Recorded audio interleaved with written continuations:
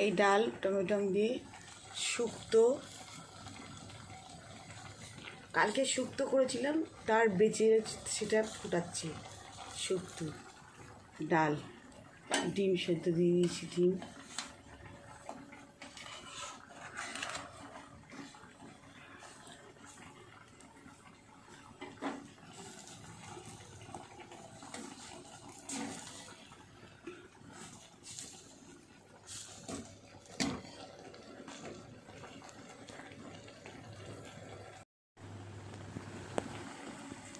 এই ডাল টমেটো দিয়ে শুক্তো,